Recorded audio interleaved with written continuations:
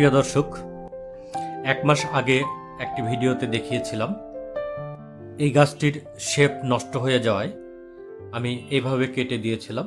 উদ্দেশ্য ছিল নতুন করে ডালপালা নিয়ে এটাকে পুনর্গঠন করব এবং বড় পটে দিয়েছিলাম।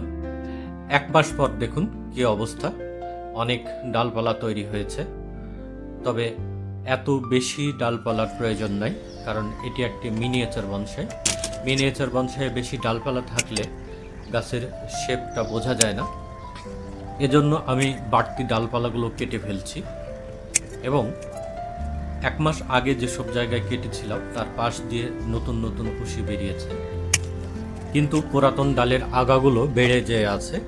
এগুলো দেখতে অড লাগছে, তাই এগুলো এখন মিলিয়ে দিচ্ছি। দেখুন কিভাবে কাজগুলো করছি।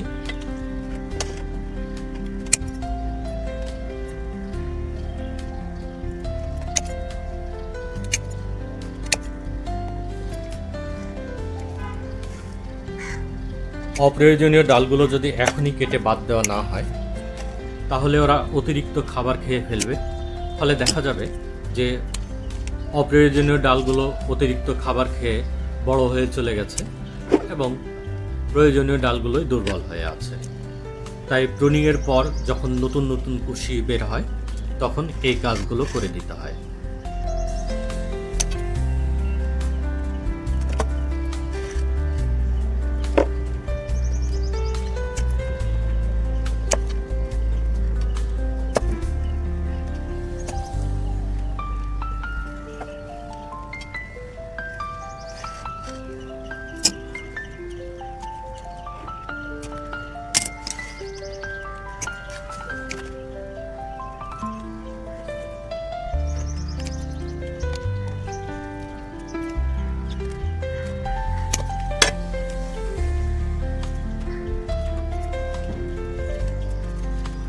দেখুন ছোট্ট একটি গাছ থেকে কতগুলো ডাল কেটে বাদ দিলাম এবং এখন গাছটি কেমন লাগছে।